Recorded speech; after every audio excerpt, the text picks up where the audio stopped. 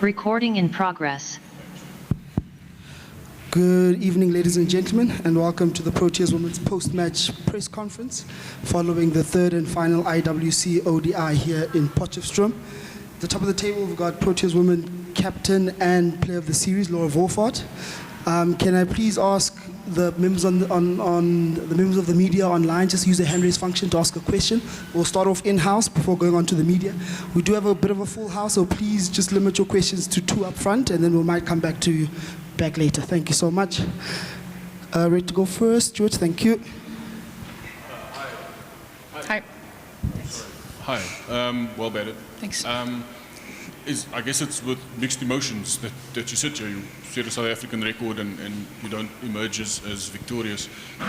Your team doesn't. If you could sort of highlight 3 or 4 areas where you think your team didn't perform well tonight, and those being the reasons for you not getting across the line.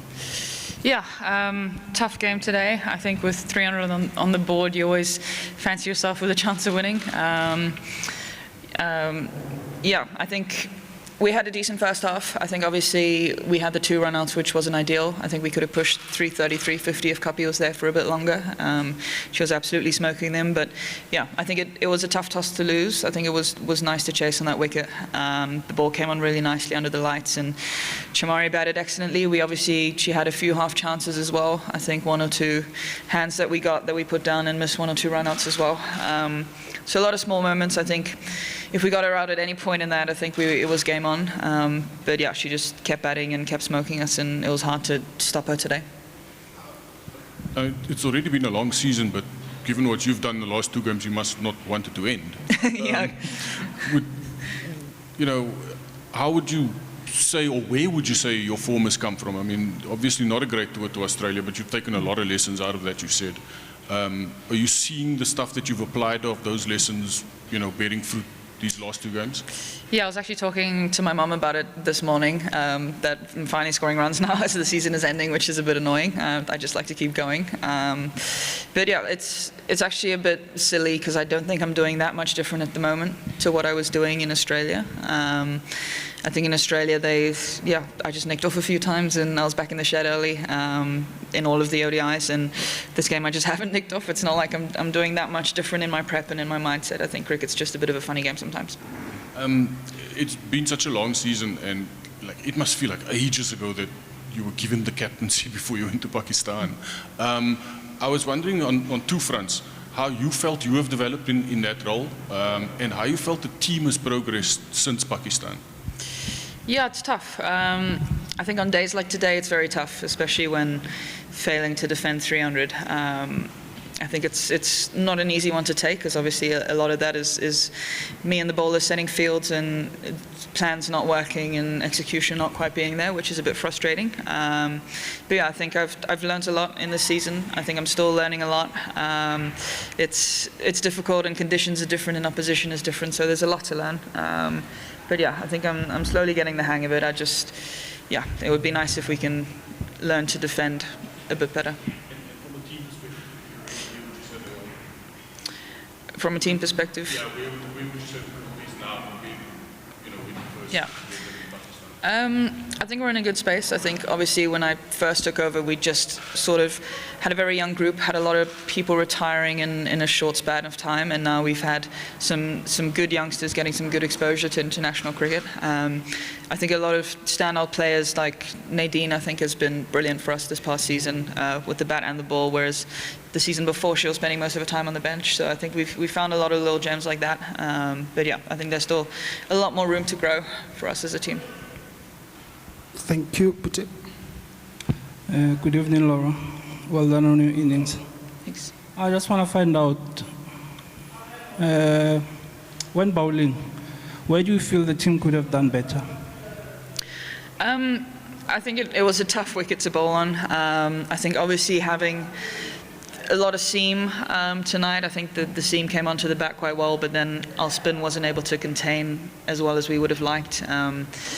I think, yeah, if the spinners were able to contain a bit better, and then the plan was obviously to get Chamari off strike as much as we could, and to just find a way to give her a single and to build as much pressure as we could on the other batter. But yeah, I think every over or two we just bowl that one loose ball and give her the boundary, and then all that hard work sort of goes down the drain. Yeah, I think just building a bit more pressure on her would have been nice. So specifically on Atapatu, did you have any specific plans on how you're going to approach bowling to her? Yeah, well, I think it's obviously a bit different for each bowler, but I think the main one is just to stay out of her arc. I think she has such a nice bat swing, and anything full, she just is able to swing through the line of the ball. So I think a lot of it was staying out of her arc and either going full or going into the wicket and making her hit you a bit squarer. But yeah, I think we just pitched a few too many up in the slot for her. Do you feel now that things have turned? Previously you struggled to start well, but now you've started well but didn't finish so well. So do you feel like there's a concern there, or it's just one of those things? I think overall, I'm happy with our consistency with the bat in this ODI series. I think obviously putting up a 270, a 300, and chasing well in a 230, I think has been good improvement. I think usually we have a game where we do really bad and get ball up for about 100. So the consistency is there. I think we just need to find a way to defend a bit better when we are sent into bat. Good evening, Laura. Hard luck on the result, but it's also it was a game of also about milestones, and someone like Ayabonga today playing her 100th game.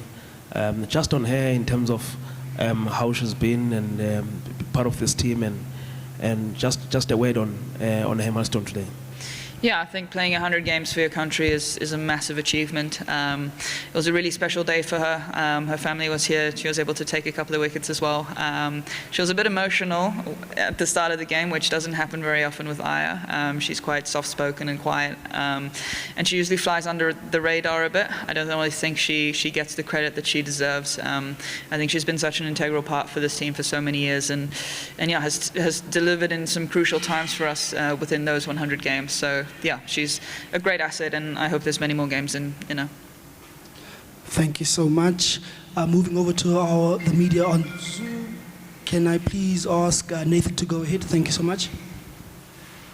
Thank you very much, Lita. I'll ask the first two and then wait a bit. Laura, firstly, congratulations with your performance. I remember a while back you said one days is your favorite format. With that being said, was that your favorite or more memorable batting performance in the Women's Proteas setup? I mean, just talk us through your batting performance today.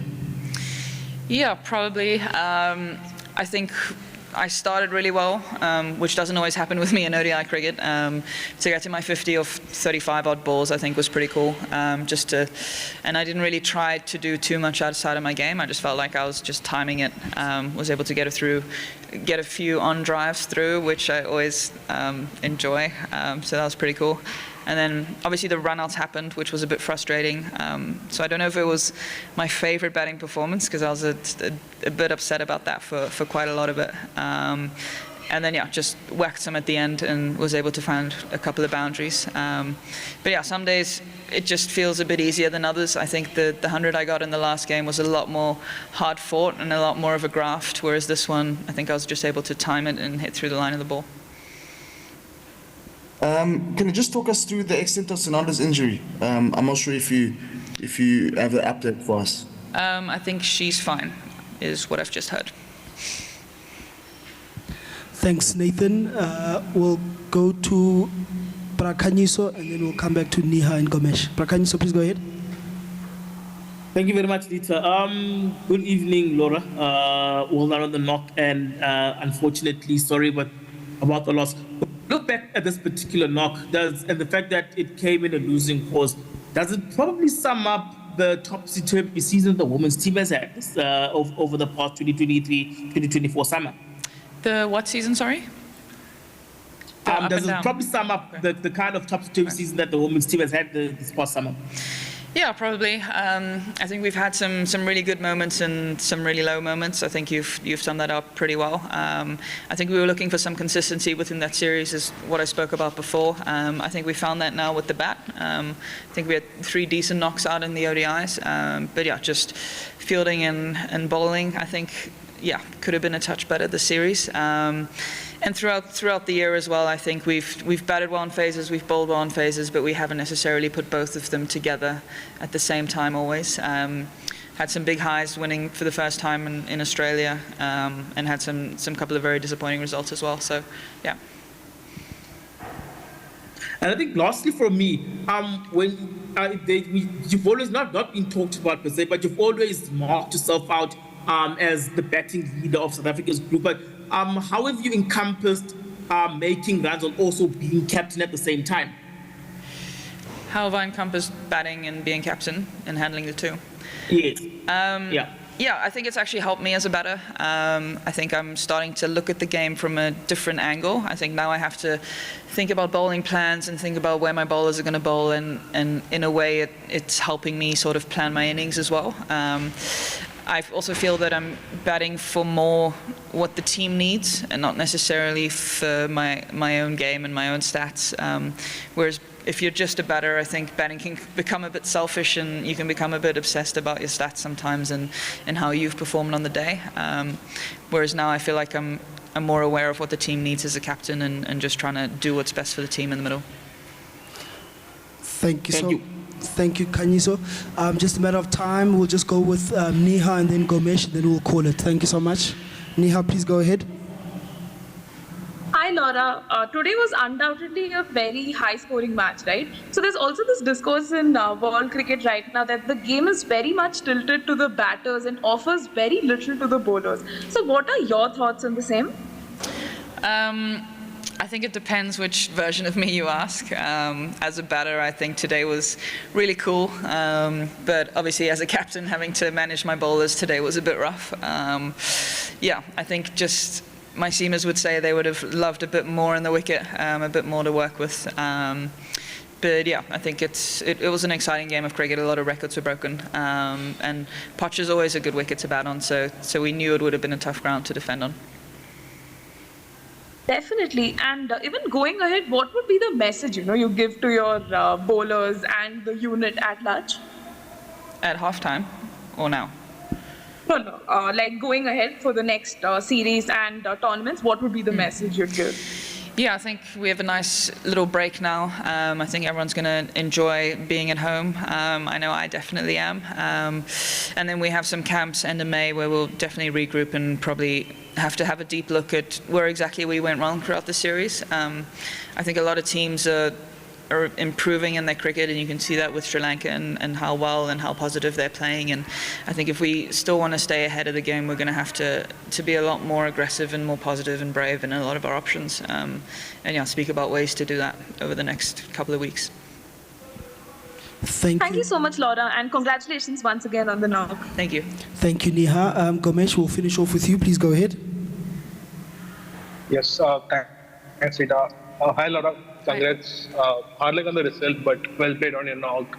I just following up on your batting performance and what you spoke about, looking at batting and approaching your innings in a different lens.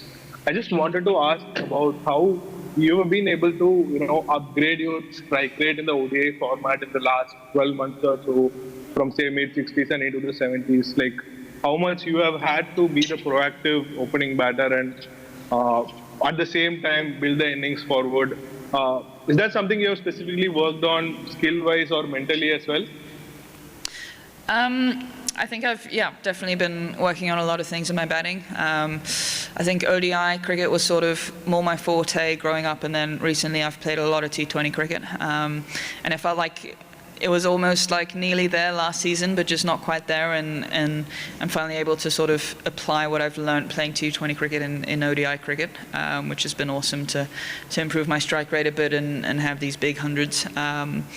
I think I had a good winter last year where I did a lot of specifics, whether it was power hitting or trying new shots that I haven't necessarily brought out yet, like a little lap or reverse sweep. But I guess that's exciting because there's always new things to work on and new ways to move forward as a batter. So I'm looking forward to the next few weeks as well, just to be at home and work on a few specifics again. Last question from me. As a team in transition with a lot of youngsters coming in, how do you look at where the team stands with the experience and the youngsters and the mix of it, especially going forward into the T20 World Cup? We've got a good mix of senior players and youngsters at the moment. I think we're pretty well balanced. Obviously, had 5 of our more senior players retire in the past probably 2 years, which has opened up a lot of opportunities for a lot of youngsters in recent times. But yeah, I think it'll only do us well in the long run. I think to have youngsters get a lot of experience, and we've had some players that have really stepped up throughout the season in those roles. Yeah, we've had some unfortunate injuries as well throughout the series. So yeah, I think those players were definitely missed. But yeah, I think we're definitely well balanced, and there's a lot to learn from a lot of people. Thank you. Thank you so much, Kumesh. Thank you so much, ladies and gentlemen. We'll be sure to send the high-res audio and video ASAP. Thank you.